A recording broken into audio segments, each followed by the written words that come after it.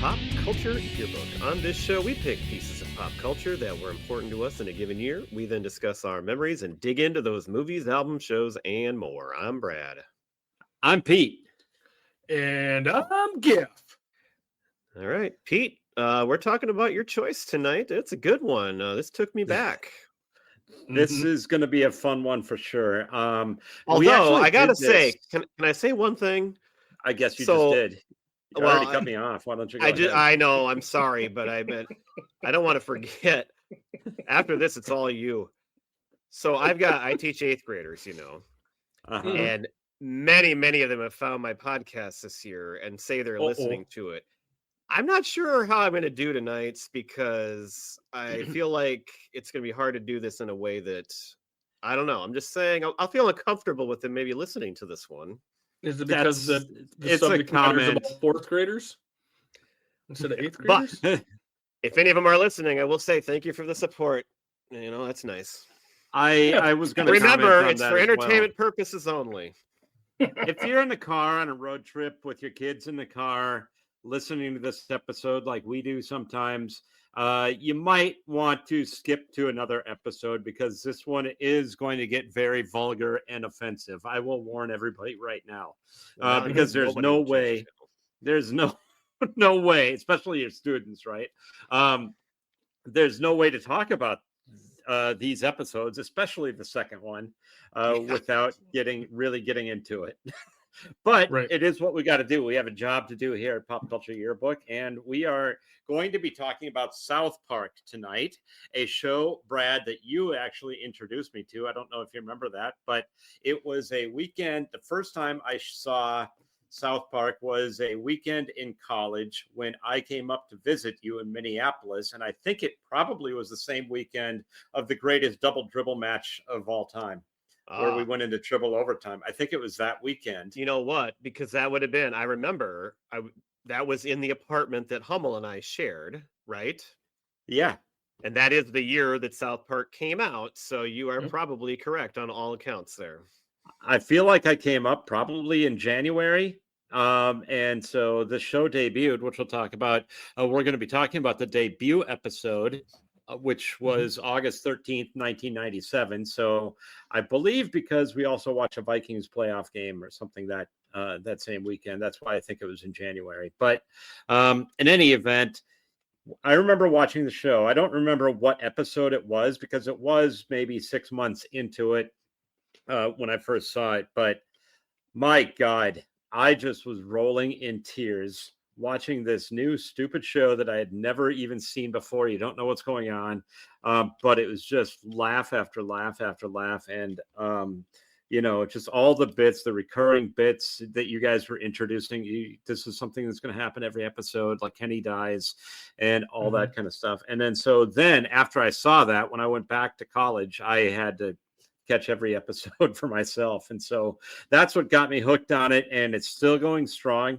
It's still great. I haven't watched it as religiously, but I do catch an episode from time to time. But it just, every time I watch, no matter what episode, I just find myself in tears laughing, probably more so than any other show.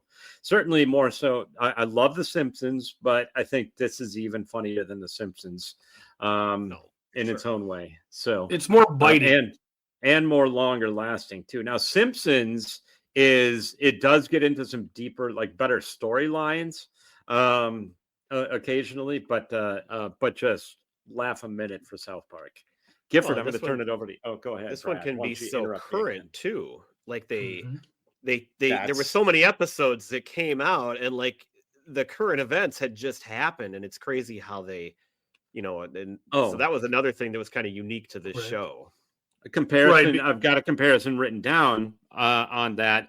South Park, I don't know how they even possibly do it, but South Park takes 6 days to develop a full episode before air date, which is ridiculous. Now, The Simpsons, I've heard that it takes actually 6 months from start to finish because it's obviously overlapping between different phases of it. But from the very beginning until it airs is 6 months, and South Park is 6 days, which is ridiculous. Yeah, it's much more akin to a live action show where you know, do a show, an episode every week. And that's one of the great things about this show is that it is so topical. You know, the computer animation software that they use is such that they can put out the animation in about 2 to 3 days. So it comes down to it's akin to a live action show and also Saturday Night Live in that every week you're writing a new show, producing that show, and putting it on, you know, at your time slot. So I did see a thing where they've only missed one deadline, and that was in October of 13, and that was due to a power outage at their production studio. Otherwise, Yeah. they've made every deadline, so they basically skipped a week that week. So yeah, the computer animation they use is pretty, you know, straightforward, and they're able to write an episode, animate it, and do the sound and to get the voice actors in there and put it out every week. I don't know how and you would do that. It does over help and the over. fact that obviously the writing is intended to be as stupid as possible and as thin of plot line as you can, Sure. and to get the actors, most of it is between the two guys. Most of the voices are just the same two guys, and they don't even try very hard to change their voices very much. So, so it's not like they put a lot into it that way, but just the writing still. To do that constantly every 6 days, it's ridiculous. You still have to put together a half an hour show. Well, what, 21 minutes worth of a show every week? I mean, Yeah, absolutely. that's tough to do, and it's amazing that they're able to, like you say, 6 days. Here's your episode. Boom, they upload it. You know, from Culver City, California, upload it via satellite to Comedy Central in New York, and it's on the air. You know, it's just absolutely and crazy. of course, a lot of the images are just reused anyway. I mean, almost all Sure. of them. It's the exact same thing. It's not like Chef is very complicated. It's like everyone's always wearing the exact same clothes, and most of the props are the same that are in it. Right. The sets that are shown. Brad, what say you? So I got quite a bit to say, but correct me if I'm wrong. Maybe you know or not. Didn't it, like, now I think it's more computer animated and everything, even though it looks the same. But when it started, they actually were using paper, Construction like, paper. yeah, right. I mean, it's Yep. so it's animated, but like they're actually using. I mean, it's just that's crazy to me too. However they did that. It's just stop motion. I read that was pieces of the paper. pilot episode, but not after that. Oh, I but thought it was could be more wrong than on that. But It might have been, but what I came across, who knows about the accuracy of what I found. But and kind of on the same lines, one in what we're going to talk about tonight. I mean, it was kind of jarring. The very first episode that we watched, like the very first episode, like it doesn't look very good. It looks old. And then when we get to the other one we watched was like season 4. Like it's in high def. Like the difference from that first episode that before high def, just what times had changed to how it looked Right. later was crazy. well, and they even point that out with the intro. Right. More explosions. Mhm. Yeah. All right. So yeah, I think I actually watched this before any of our group, even including Dave. So I started seeing these ads for the show on Comedy Central in that summer when it came out. Maybe Gifford, you were too. We weren't together though. Right. I mean, I watched it from the debut, like from the Mhm. premiere. I was watching this show, and Hummel hadn't moved in yet. I think I was watching it by myself, and those first 6 episodes came out as like a mini package. And then, I mean, even though the first season technically goes into the next year too, it was like the first 6 episodes, and then they had like a Halloween, a Thanksgiving type, and a Christmas one. So there was 9 episodes before 1998. And I had those first 6 for sure, those like on a VHS. And I can't tell you how many times he watched them, because then Hummel showed up and we started watching them together. And so in the fall of 1997, so our friend Dave, who's part of our podcast, lived in Moorhead. He was going to Concordia. And with our other friends, Kurt and Mark, we drove up there to go see the Foo Fighters for the first time. So I mentioned that last week, but the Foo Fighters we saw at the Fargo Forum, and it was this incredible, life-changing concert. It was just awesome. But not only that weekend, like we probably watched that VHS. I don't know how many times, probably like 10 times. We had them memorized. and Dave, I think he still watches the show every week. If he doesn't, it's a lot. But so those first 6 were like this package, and it was like, what is this show? Is this different from everything we've ever seen? Like the animation is just crude, but it's the kind of thing I love. It's got it's got the bright colors and everything, and I love stuff that looks weird like that. But then they put out the Halloween one, they put out that Christmas one with Mr. Hanky. And it was just a phenomenon. I mean, there was nothing like this show. It was appointment water cooler type TV for years, really, for me. I mean, I quit watching after, I don't know, 5 or 6 years for the most part. But the crude animation, the characters, we're going to draft the characters tonight. There's so many. They just kept building. The irreverence, the catchphrases that they had right off the bat. And then the movie came out. You feel like the show had been out longer. The movie came out in 1999. So the show wasn't even out that long yet. And you thought it built, at least in my head, it feels like it built up more. But the movie was awesome. And the big deal with the we all went to that, by the way. The big deal with the movie was that they could say fuck. Like they, they first time you heard, because I'm thinking like it was kind of watered down before that, but then we're watching it like, no, they said a lot of bad stuff. They just didn't say the F word. Right. Yeah. But you kind of forget that it maybe started a little bit cleaner because so much has changed now. Now they can get away with all kinds of stuff. But I mean, it was a phenomenon. And it was one of those shows that like, you remember when it started and how big of a deal it was. Pete remembers, like, so I said, I had this we started watching it. I introduced him to it. It was awesome. And the fact that it's still on is nuts. My kid has been watching it on HBO for, I don't know, a couple of years. I think he's either finished or he's watched almost all of them. So I've seen a few more watching with him here and there, even though I haven't watched the show in probably almost 20 years on any consistent basis. But it's kind of fun because you realize, it is still funny. I don't watch it, but it's still funny. And there's a lot of good stuff in there. It's good. A show that's like this deliberately, and it's like you said, it's only 6 days. They don't put a lot into it. I got to think that the production costs have got to be super cheap compared to the, compared to the revenue that they're bringing in. So it's like just a slam dunk that they can keep this show going forever and ever, like they can, as long as they want to. Yeah, I read something that each episode's like $250,000 to put together. I don't know. Is that a lot? It seems like more than I would guess, unless it's just a. Well, when you had Friends at the end, each cast member was making $1 million per episode, right? Yeah. So you're getting by pretty inexpensively. Well, and I wonder, is that what it costs now? It might have been cheaper when it started, and they've added bells and whistles and things, I'm sure, and gotten a little more high tech over the years. Oh yeah, it says used to. I guess I don't know how long ago that was. Used to cost $250,000. What I like about the show, again, because it is so topical, and it does a great job of satire. When Pete talks about laughing out loud, I don't necessarily always like gut laugh at this show, but it's more of a, oh, that's clever, or I really like how they twisted that a little bit to really kind of bite at the subject matter a little. Like the latest one I remember watching was the one on Prince Harry and Meghan Markle. Are those the two that are married now? And the point of the episode was that they moved to South Park to get away from the media, but at the same time, the whole point of the episode was them constantly trying to get in front of cameras and then yelling at people to give them their privacy. So it's like, that's pretty damn funny. It's not, I'm not laughing like out you loud. Said, it's clever. It's very clever. And, you just sit there with a smile on your face, watching it going, God, that's really good. Like, that's a pretty good send up of those two. So yeah, it's really good.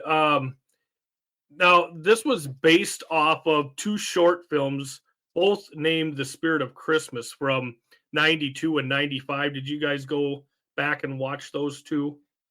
I think I might have way back, because I know that Mr. Hanky was from that. And oh no, he wasn't in. He wasn't from that one. No.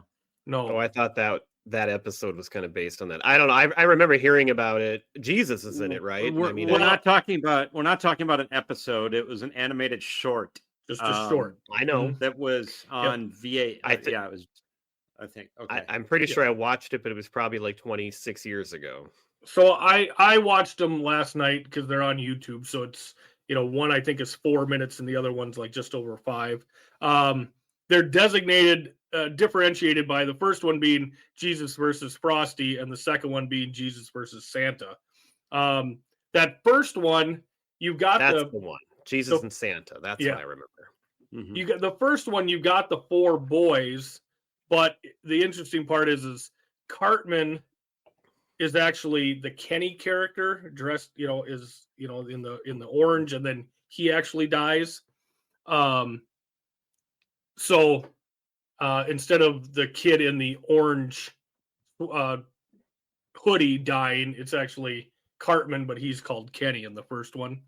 The second one was even better. The animation was much better. I counted 7 children that die in that one.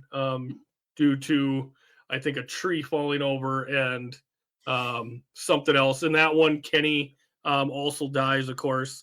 But it's just so shocking, the language, because, again, these are, 3rd grade, 4th grade boys, and it's just nonstop ragging on each other, swearing at each other. And, I think that's, part of the phenomenon of it, of course, right? I mean, there were so many bleeps in every show, and it was stupid, and it was about little children, but little children that talk like sailors, and it's just absolutely hilarious to go back and watch this. I remembered this episode, like I believe I watched this first episode when it aired at the fraternity, like it was a thing. Like you say, you had the promos for it leading into it. And I would have been, living at the fraternity at this time. So yeah, it's great. It's been, it's won 5 Primetime Emmy Awards and been nominated for 16 others. So it's been out for 26 seasons, and 21 of those seasons it's been nominated or won an Emmy, and then also won a Peabody Award as well. So Peabody Award. Yeah. And also the movie was nominated for an Oscar. That was nominated for Best Original Song, Blame Canada. Although it was the wrong song, because it should have been Uncle Fucker. Should have been the song nominated, because that song is one of the catchiest songs ever. It's amazing that the Academy snubbed a song called Uncle Fucker. Hey, if they're going to nominate him, anything should go. Yeah, I agree. You fucked your uncle yesterday. All right. I am going to go into the first episode that we're going to talk about, which is it's the debut, season 1, episode 1. Cartman gets an anal probe, which the title of the episode just shows you what you're getting into. The very first episode, that's the title. So my synopsis is as follows. In the debut episode, Eric Cartman has a vivid quote-unquote dream in which he's abducted by aliens and subjected to an anal probe. His friends, Stan, Kyle, and Kenny, insist it wasn't just a dream, especially once Cartman starts shooting fire and shoots a satellite dish out of his butt. Meanwhile, Kyle's brother Ike is kidnapped, and Kyle is desperate to save his baby brother after he's been beamed aboard the alien's ship. In an effort to help, Chef pulls up with advice and sings, "I'm going to make love to you, woman." The cows organize and try to board a people train to escape the aliens, and Mr. Garrison, with his hand puppet Mr. Hat, provides wildly inaccurate history lessons. The kids eventually tie Cartman to a tree to use him as bait, but naturally he's abducted again and ends up catching pink eye from Scott Baio.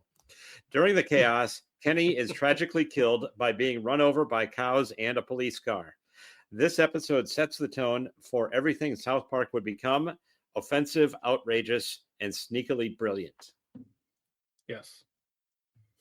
You speak of offensive and outrageous. So if you look on IMDb at a particular show or a movie or whatever, they have within, on that, a parent's guide.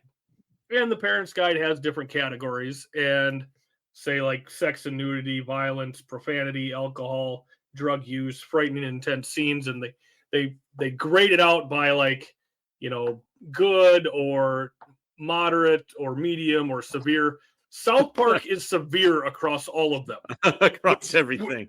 It which has to kills be. Which kills me. I understand violence and gore, right? I understand profanity for sure. Sex and nudity. How do you have severe animated sex and nudity? Like it's all drawn. It's not. Did you see Team America?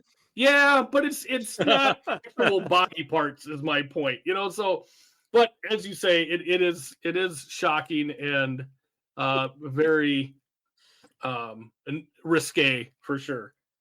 So.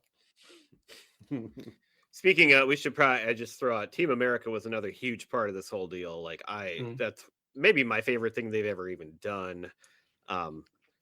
Bringing in the puppets, but the whole thing, it was just that movie is awesome. That's worth a rewatch. I think I saw that movie the first time, the same night that I saw The Room for the first time, or it might have been the same weekend anyway, because it was when we were up with Dave. You didn't see it until then? Right. That was the first time I've seen it. Sorry. I'm just surprised. I hate to say I turned it off. I know you're not a big fan. You're nuts. I don't get it. Couldn't get through it. Oh my God. So when it comes to this I can guess episode, which part. I'm just going to say that. I'm not going to say which part, but I bet I can guess. When it comes to this episode, what I love is right away in the beginning, Cartman calls one of the kids a dildo. And then they get into a discussion about what is a dildo, and nobody knows what it is because they're in third grade at this point. But I actually have a personal story to this. About a dildo? Yes, and trying to figure out what that is. So we were we were going to Montevideo. I don't remember the exact year. It might have been the first year that RTR went to the section, playoffs in Montevideo. And it was my dad. 6th grade that year. Are you talking back then? Yep. So this is 6th grade. It's me and a friend in the back of the car, and my brother and one of his friends in like the middle, and then my dad and another guy in the front. And they took the four of us kids to Montevideo. And my brother and the other kid kept calling me and my buddy, or me or whoever, the younger guys, dildos. And of course, I have no idea what this means. And they're just yucking it up. They're laughing. They think they're so funny. And finally, I yell up to the front seat. I'm like, Dad, Brandon's calling me a dildo. What's a dildo? Like I had no idea. And I was so pissed at my brother because he thought he was so funny. But I'm like, I have no idea what that is, So I knew it was offensive, but no clue. So watching this back, I'm like, that's great. Like I know how that conversation goes. I got a similar story. I got a similar story. Okay. Did Brad ask a question on your story there, Brian? I tried. Twice. I I said, what did your dad say? That's what I want to know. I don't remember. Willard probably just said, keep it down back there or something. He didn't want to get into it. But I don't remember him. I don't think he, stopped the car, turned around and said, well, Brian, this is a phallic, you don't need to go through and tell what it is. We all, what I mean? Like, I don't think that was Bill's response. Let's just put it that way. So I had watched a Gallagher stand-up special. It was like on HBO or something. This was I was about 10 or 11 years old. I was at a friend's house in town. And so he had HBO. Gallagher's funny to kids, and he tells a lot of like puns and stuff like that. And one of his jokes was, I could tell you how to make pickled bread, dildo. Oh, sure. You get it. Yeah. Dill, pickle, dildo, dill, bread. Yeah. And so I just thought it was a funny word. I didn't know what it even meant. And then like a couple of days later at the dinner table with my parents and my brother, I said it. I said that joke because my mom like got the bread out or whatever. And then I said, hey, I could tell you how to make pickled bread, dildo. My whole family just like froze when I said it. And I'm like, what? And my brother's just staring me down and just shaking his head. Like, no. No. Oh my God, that's and great. I'm like, oh, okay. So So how there long? you go. Now we know. How long did your brother like pull you aside after and tell you why? No, Maybe not no. to I joke was at the just family like, dinner I table? knew. No, I didn't ever want to talk about it again because nobody pulled me aside or said anything, but I just knew by the way that everybody froze up. Mm-hmm. I had said something really bad, and I had no idea what I was even saying. But anyway, we digress. Back to the anal probe. Yes. Let's get off the dildos. Let's get back to That's anal a good probing. segue. Yeah. Yes. Ah. All right. This so yeah, episode Go. has so many great quotes right off the bat. So many of which, you've got, of course, they've killed Kenny, Mhm. which Mhm. happens every episode. But you got Cartman's first, "Screw you guys, I'm going home." Mhm. Mhm. I love it. You meet Mr. Hat. You brought up him, and Mr. Garrison says, "Oh, I think you should ask Mr. Hat."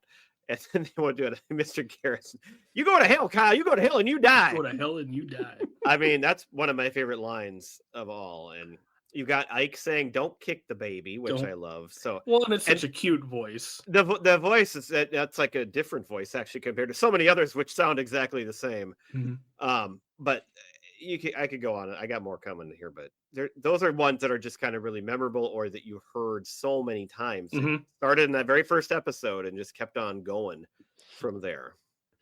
What's funny is you picked this up right away. Is that the one that is the biggest potty mouth and the most offensive one is actually Kenny. Right. Because nobody knows it because everyone thinks it's Cartman, but they always reference back to what he just said. It's just the kids are even offended by him. Well, and they don't even know what he's saying. Like one time, you can't understand what he's saying, but then based on what the kids say back to him, it's just great. Because there was I didn't even something know about a kitty. Yeah, that's one of the lines that I always love is, of course, we get the I want cheesy poofs. So cheesy poofs come out right away. Well, I got that whole. So she offers Cartman's mom offers him powdered donut pancake surprise. It's, "I don't want powdered donut pancake surprise." "Well, how about some chicken pot pie?" "Well, that does sound pretty good." Wasn't it a chocolate? Yeah, I want cheesy poofs. Yeah. Well, and then what I love is the cat coming up to him and not being aggressive, just looking at him and softly meowing, and he just loses his shit. "No, I'm kidding. Like, he's just so angry. He's such a little. I'm kidding. It's being a deal now. Mom, I know a certain kitty who's sleeping with mommy tonight. Yeah, that cat's gonna have a bad night. Good Lord. Did anybody draw any similarities between Miss Crabtree and Sam Kinison, the bus driver? I actually have drawn. She actually reminds me of a real bus driver that we had back in that took us like to Russell or on field trips every once in a while. Do you remember? Really? I don't know if I want to name names or anything, but probably not. She had twins that were in our class. That that were not that kind of twins. Makers. Yeah. Okay. Oh, I think I might know who you're speaking of. Okay. Yeah. But that's who I think of. Another thing about this episode that I kind of had forgotten, and maybe if you guys have seen any more of the recent ones, I don't. Chef was such a huge part of these early episodes, and I felt like I almost forgot about Chef. I don't know if he ended up not being as involved or if that's just my memory, but like these first 6 episodes, he was almost like the 5th character. Like he was in so much and he had so much to say. Well, and he always had that song to sing. Right. Well, I mean, we lost Isaac Hayes in 2008, so. Oh, well, but that's even after, like, so, I mean, that would have been. Right. But it wasn't in this episode, but one of my favorite parts of these first 6 episodes there was one where they were doing DNA stuff, and they kept saying, "Don't you know that song by Loverboy? Pig and elephant DNA just don't mix." And that was one of Chef's great lines. And it wasn't in this one, but it's one that I will never forget. It's so good. Well, and I love that we understand early on here that Chef has some major game, right? I mean, it is Isaac Hayes, great voice, but then of course at the end of the episode when the 2 young ladies stop by Chef's and you know, they said something about, we thought you were going to show us something. He goes, yeah, that's in the bedroom. You know, follow me. It's like, yeah, chef's they just chef's go. got it. Yeah, chef's got it rocking. Lay you down by the fire. I love the random reference to Scott Baio, you know, being on a alien ship and giving Cartman pink eye. That's wonderful. They also say that kind of looks like Tom Selleck. Speaking of our Magnum PI discussion on the other part. But the other random one is they need to get Ike off the ship. Ike, do your impersonation of David Caruso's career. It's my turn. And he jumps. Yeah. Kind of a topical reference that maybe people today wouldn't remember at all, but we all know David Caruso. And Pete talks about, you know, the production value isn't always there, you know, and these guys are doing most of the voices. How about the mooing, the cows mooing? Like moo. Cows turn themselves inside out all the time. Right. Yeah. Oh gosh. Mr. Barberry. How good is that for Barberry? Bar Brady. Bar Brady. Yeah, he's another guy I'd pretty much completely forgotten about until I rewatched this episode. Mm-hmm. He reminds me of Tackleberry. I keep thinking he's based off of Tackleberry from Police Academy. That's what he looks like. He is the South Park version of Tackleberry. That is a great comparison. Thank you. Well, and he is ultimately the one who kills Kenny in this episode. Kenny takes a blast to the face from the alien ship, gets stampeded by cows. He's still okay. And then, of course, Bar Brady, you know, drives by in the car and runs him over. So poor Kenny really went through it. Yeah, it's great.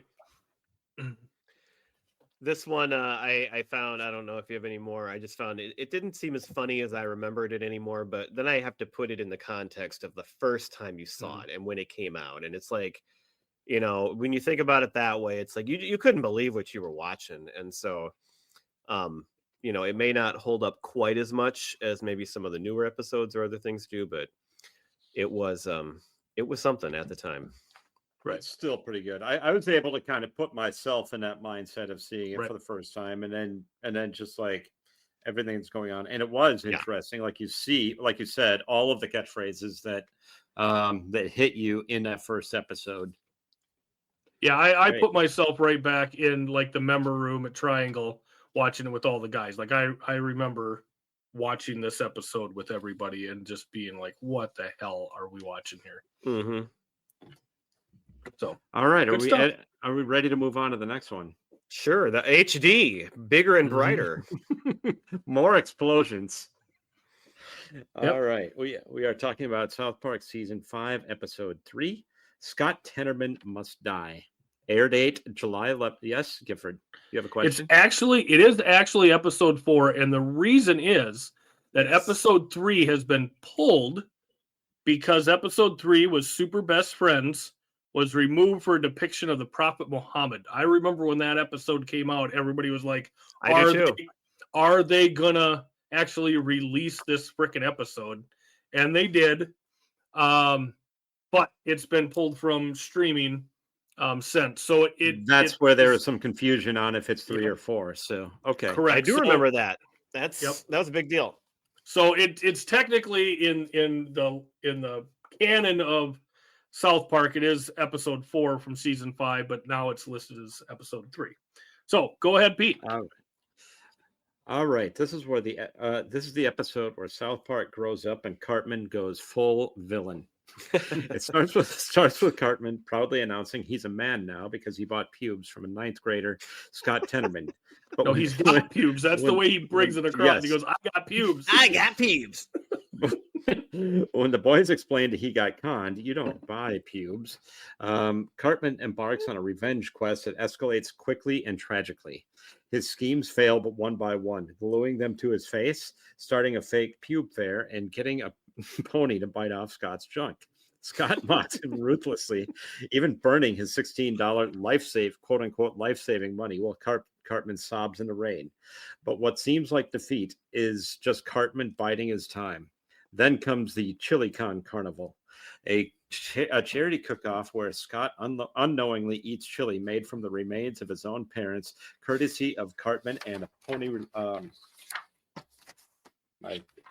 My second page didn't print out. Oh no. Oh no, but you get the idea. Yep. But he fed him the remains of his own parents and became the most evil cartoon character of all time. Well, and it's that twist ending because Mhm. Scott switches the chili, knowing that Cartman put pubes in the chili, and so he thinks he wins, and we think Cartman is stupid because he had this elaborate plan that obviously wasn't going to work, and then you find out every step he had planned diabolically, including feeding Scott his own parents, and so it's that big twist ending that just sets this one over the top. Right. Yeah, it's outstanding. I mean, obviously he goes a little too far in his revenge plot. But yeah, the way it starts, I mean, he is duped at every turn. I love how he shows funny. right. Well, and I thought when I didn't remember this episode, so when he pulls up on the big wheel to the bus stop, I thought he got a new toy, right? Like, oh, he's just showing off his new big wheel, but he comes in just so full of bluster. He is a man now. He's got pubes, and the other guys, are still just young boys. And then you come to find out that he's bought these pubes. First off, the other thing is Scott is a bright redhead. How does he have black pubes? Oh, good point. So That's I think they noticed that. Yeah, the drapes don't match the carpet on that one, but yeah, just the fact that he's so proud of himself, and then when he goes back to Scott's house and how he's so cordial, and he just goes, Yeah. "I'd like to return these pubes I purchased from you." when Cartman gets into his sweet voice, that is one of my favorite things. When he's trying to be polite and he's not, but then he flips and gets so mad. That's the turn is also great. Well, and the same And thing he's when trying to charm Scott, and he's trying to trick him, but I love that. That's one of my favorite things on the show. right, he speaks so a little bit lighter, and it's the same and thing. you when he goes actually to feel the bad theater. for Cartman because you know what's coming, but it's like, yeah, okay, maybe Scott's lightening up here a little bit, and but nope, it's all he's outsmarting him at every turn. It's just freaking hilarious. Another thing on this episode too, we talked about the HD and it's season 5, but I mean, we had the F word in this one too. So already that's changed from the original episodes. Was it though actually aired in the original episodes, or did they actually bleep it out? Because there's a lot of times where they would bleep it out and you knew what they were saying, and that made it even funnier. I don't know, because at some point they could start using it. There was a whole episode where they said it 1,000 times because whatever law had been changed or whatever. But was that one where they said shit? Yeah, I think it was the one where they said shit. Maybe that's 156 times or something like that. Something absolutely ridiculous. That's the one I'm thinking of with that. But still, it eventually, because they say the F word on all kinds of shows now if they're on cable, depending on what it's on. Yeah, and I didn't know if that was because we're watching on HBO, so it's well, who cares? We're just gonna air it. Well, and I feel like even if it's on streaming, they should still bleep it out if that's the way it was originally. Sure. And of course, in the movie, they push it to the absolute limit too. With the because that was where they could, we could first actually hear them say it. Right? Didn't they figure out how many F words it took to be an X-rated movie and then pull it back by 1? I thought they did something like that. Well, I don't know. So they did the exact maximum. He's a charmer, that Scott Tenorman. Yes, he is. Well, and then when they go to the movie theater and all the kids pay for their ticket, and then Cartman has his ball of pubes. He goes, and how much is that in pubes? He thinks he's going to be able to get... He's just such a moron. Sorry, we don't accept pubes here. Right. Oh, my God. I love that he goes all the way to Fort Collins for a pube fair, and then he gets a box delivered. Yep.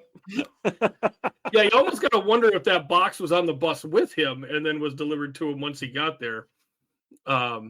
And then the other thing I love is when he gets hooked up with, oh God, I can't remember their names right now, but when they're hunting him, and Jimbo and Ned, and then the dad comes out because they get caught looking, but all the pervs in South Park like jump out of the bushes because they're obviously camping out in front of the house because the missus is giving a show at least nightly.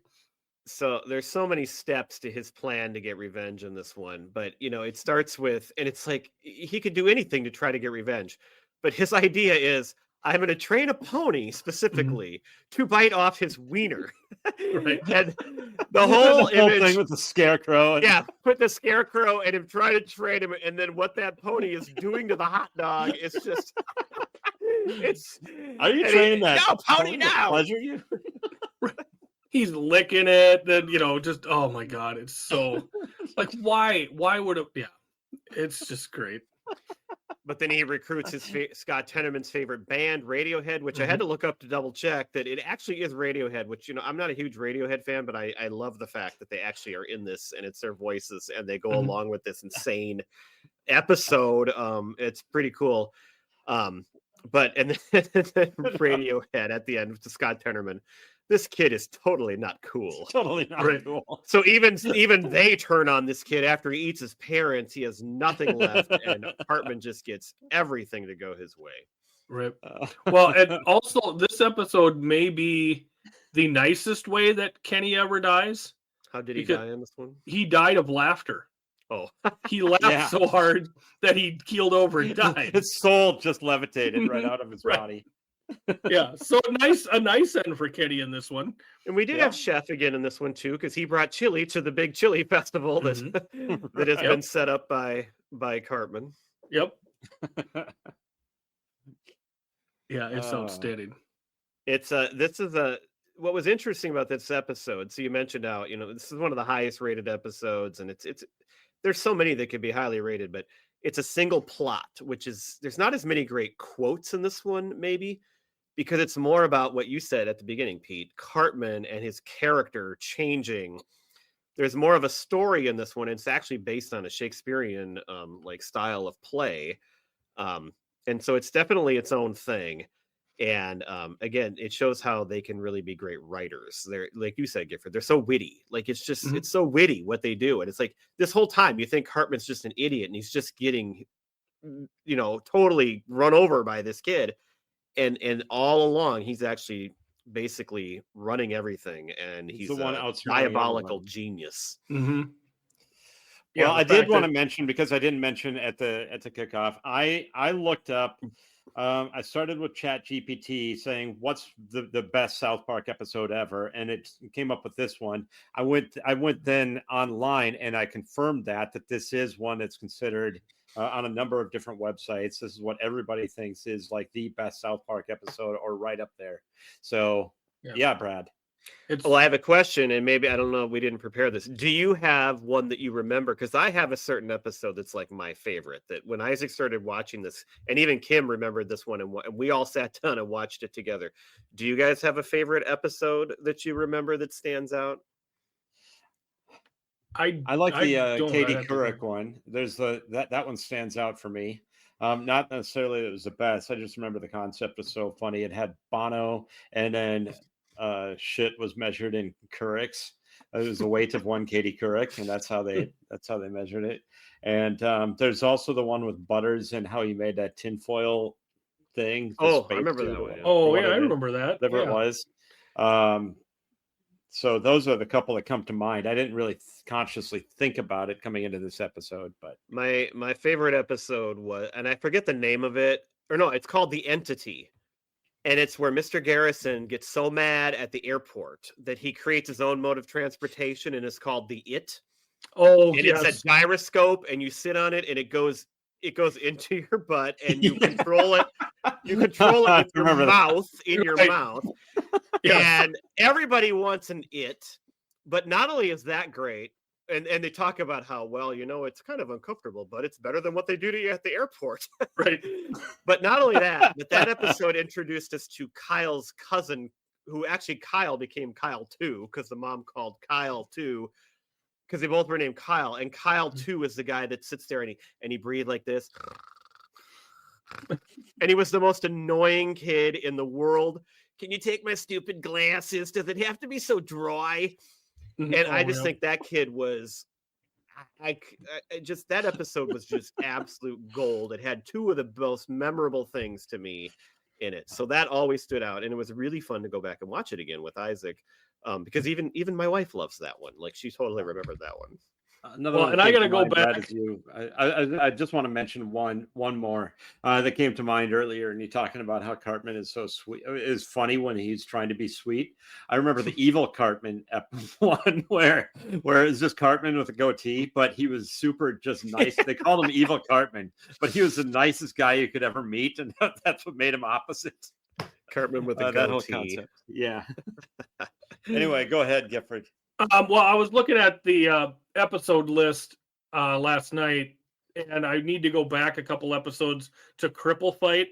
I do remember Cripple Fight. That's a good choice. And then season 2, episode 3, Chicken Lover. That's the one with Cartman. You will respect my authority. Well, that wasn't until season 2 when he said that? I believe that's what that's from. Oh, wow. I thought that was like one of the earliest ones. But that one was on, yeah. So I think that's what it's from. But I mean, just some of the stuff that's in here. Like, I mean, you got Starvin' Marvin is episode 9. Yeah, well, that was 8. That was the Thanksgiving one. Well, between it has it in here in 9. Oh, okay. But yeah, that was the good one. And then you got Cartman's mom is the dirty slut is the last episode of season 1, and episode 2 of season 2 is Cartman mom is still a dirty slut. I mean, I remember one where like there was just a quick little shot of like the Denver Broncos football team. Yes. Was at her house or something. It's like, oh my God. Well, that's the funny thing. She really was. Like, that was part of her. She seemed like the most... She's so sweet. Unassuming, sweet lady, but then you got to know her and found out, no, actually, behind the scenes, she was doing all those things. Yeah. The funniest moment... sorry. I just wanted to talk about my funniest moment that I can remember from South Park was when somehow they had a time machine and Timmy got stuck in it and accidentally got sent back in time. The next scene, they show him getting chased by a T-Rex. Timmy! That is hilarious. Well, and I want to just be clear here. I'm not slut shaming. That's not what we're doing here. I'm just saying those are the episode names. So just clarified. Well, and I loved, when they introduced like Timmy, because you had this class of characters and it's like, the show was inclusive. Like, they included all these kids. You always had those different kids in your class, and like you could see them and you could recognize them.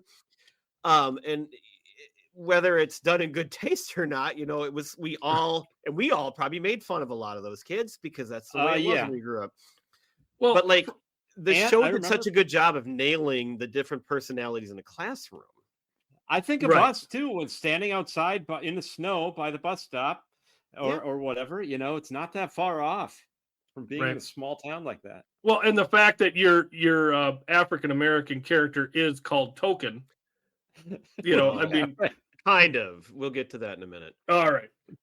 But I mean, good Lord. So yeah, the kids are very accurate. Now the teachers, on the other hand, they are not very accurate to real life because they're pretty horrible people, each and every one of them, except Chef. Chef's a good guy. Oh. Anything else to talk about on that episode? No, I don't have anything else. That was one fun, thing though. you mentioned Timmy though. One thing that made me laugh is when Cartman is presenting his whole evil plan to all the friends, and Timmy's back in the back left. Actually, I wrote that on my. I have that highlighted on my notes. Timmy, because you just see him back there just smiling because he doesn't say anything, but there's Timmy. I'm hearing about the plan. And then he exits stage left, not Timmy. As he's leaving, that's what he says.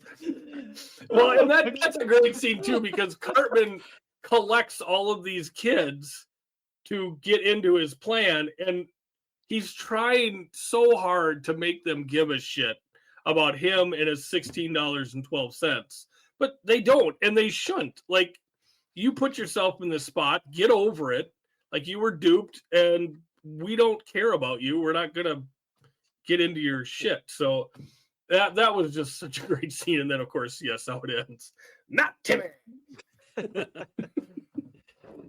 All Okay, right. well, let's draft these characters. All Our right. draft, as you just said, our draft for tonight is the top South Park characters of all time. This one's going to be a lot of fun. I can't wait to talk about this one.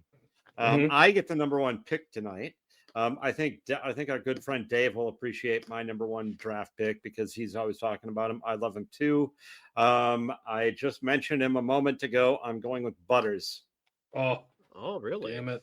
I didn't expect him to be the number one overall. That's a good pick. I like Butters a It is lot. a good pick, though. Butters is high on my list. Yep.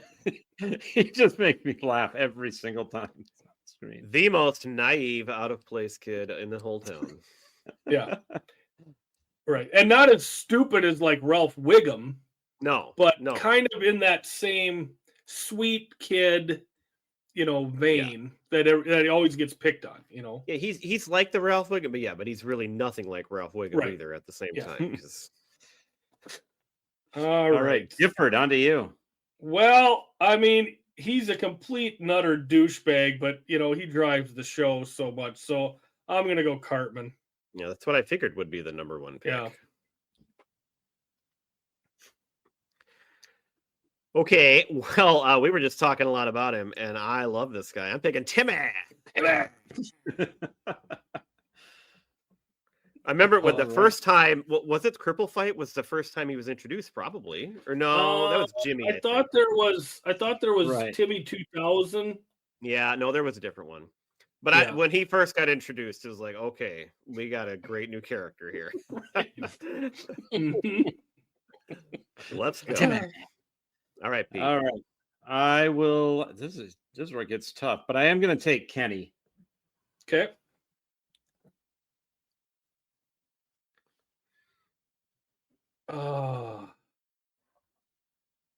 God, which one do I go with here? I think I'm going to go Kyle. Yeah. He's always learning something. All right. Well, I'm taking Timmy, and I'm taking what a true audience. I loved Jimmy.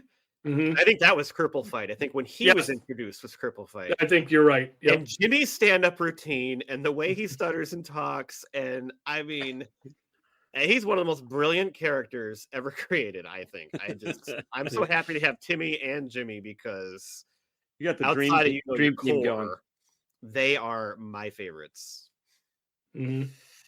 All What's your right. audience? I'm going with Randy Marsh. Fuck! God damn it! That was my next pick.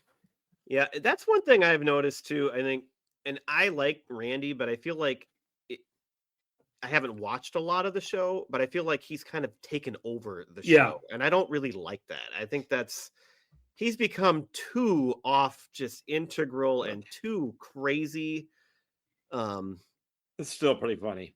Well, he was, especially back then, he was because he was in smaller doses, right? Yeah. But I like if you watch it now, there's episodes he just runs so much of the show, and I'm not a huge fan of that when I see it. Yep. But he'd probably be a lot of people's number one pick, actually. Right.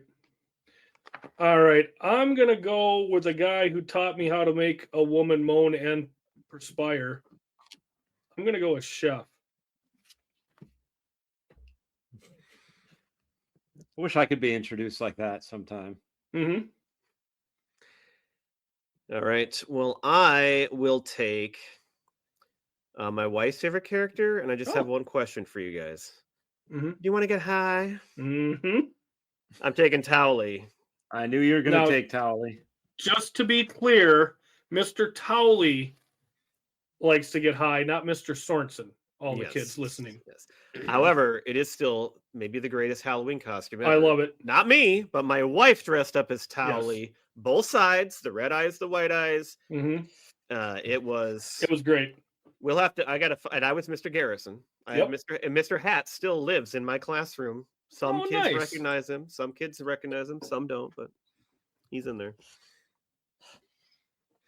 All right. I am going to go with Mr. Hanky, the Christmas Pooh. Mr. Hanky goes to Pete. Well, at this point, I think I would be remiss if I didn't take one of the remaining last of the main four. So I'm going to go with Stan. Yeah, I had Stan actually rated very highly. Nope. But I like to get these other ones. Yeah. All right. Well, the next highest one on my list, I got to go as a teacher. I got to take Mr. Garrison. That's a good way to go. That's like It's tough getting to 3 beat. for 1, isn't it? Because that includes Mr. Garrison and Mr. Hand. No, I think Mr. Hat is a separate Or character. Mr. Hat, I mean. You can And draft him. Mrs. Garrison too, right? In a later episode. All right.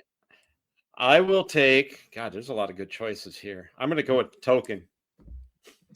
Okay, I wanted to take him last. I didn't think you. So it's not actually Token. This is one of the episodes I caught with Isaac. Okay. Did you guys know this? No, please educate. They made a whole episode. His name is Tolkien because his parents were fans of J.R. Tolkien. Okay. But everybody But- pronounced it as Token for years and years, and you think because he's the black kid, he's the Token. Yeah. But his name is But- Tolkien, not Token. But his last whole name is- episode that I- His last name is Black. yeah, Tolkien Black. God, that's funny.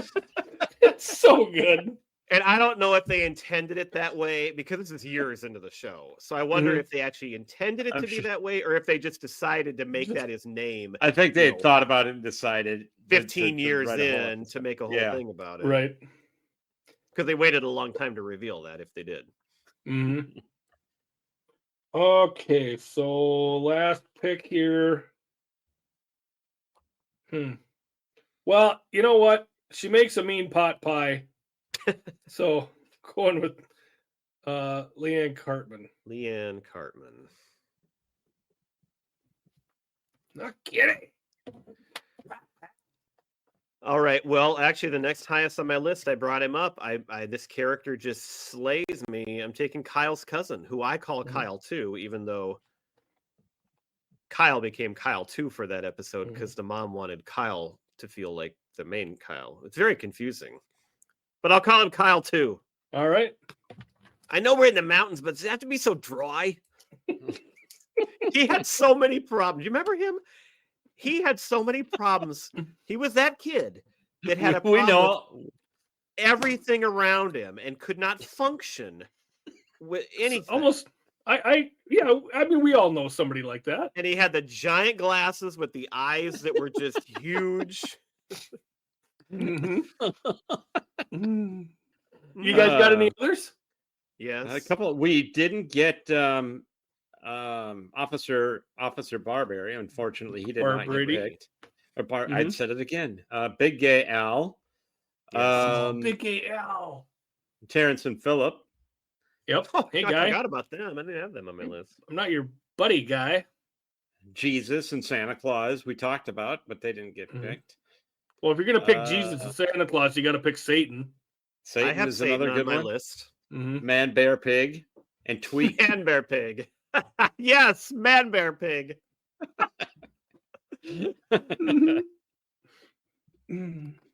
Is that it? Go for it. Take it over. Well, so Mr. Hat, he didn't technically get picked. I mean, I could throw him on mine, I guess. Satan, Jesus. I said Ike earlier. I love Ike. I love that he's Canadian and I love Yep. his voice. And two other kids from the class that I love are Craig, because Craig is like your Oh, Craig. straight man who's just, Mhm. normal. And then Pip, the English kid Pip. Oh yeah. Oh, who yeah. just so those are the only ones I had. Yeah, that's pretty much everything I've got as well. So I didn't have any of the girls. I mean, there's some pretty good girl characters too. Well, I have Wendy Testaberger was good. Wendy, yep. Mm-hmm. Yep. Um, And then, who's got the sister with the headgear? oh, that's Stan's sister, right? Yeah, right? Yeah. She was always great. Are you looking at my headgear, Stan? Oh, that was a fun What do we episode. got? We got one more this month. What are we doing do? next week, if? We are going to get into a little known film, Austin Powers, I cannot wait International Man of to watch Mystery. this. Yeah, baby. That's gonna be a It's fun gonna one. be- It's going to be so good. This is my Can't bag. wait. This movie is my bag. And are we going to have a guest on? Yeah, I believe we are. We got everything scheduled here. We're ready to go. We're going to have Dave on from Totally 80s and 90s Recall. So yeah, we're all set to go there. He's excited to be on, and we're excited to have him. So it's going to be a really, really good discussion on such a wonderful movie. Swing in time. Yeah, absolutely. I am so will be. excited to watch this again. I am Yeah. just can't wait. I already watched it over the weekend. Oh, you So- lucky. So Yes. good. Well, I could watch it again if I wanted. I probably, if I had already watched it, I probably would watch it again before we record. Mhm. Yep. Yeah, Working so ahead. be sure to set your alarm nice and early next Monday, and get up and listen to that one. And it's going to be a great one. This was a fun episode that we just did. I don't know if you guys noticed how hard I was laughing when we were talking about Timmy, and I always do. This was a good one. We had some good laughs. I hope the audience felt some good laughs in this one too. That was fun. Yeah. That's right. Hey, Gifford, Yep. Hey, what band always makes a woman moan and perspire? that is Preacher Row. Usually because they've caught something after seeing a show. But mhm. Well, Just there is imagine that. if they added Chef to Preacher Row. You'd have Oh quite my the- God. Oh really my do. God. Yeah, Chef could That'd be open for amazing. Preacher Row. That'd be excellent. Be good That'd stuff. be amazing. Thanks for listening, everybody. Hey, thanks everybody. I'm gonna go bake some brownies. Somebody's making brownies. Timmy. Hi. What a terrific audience. Thank you. Wow, what a terrific audience. Oh, I guess so.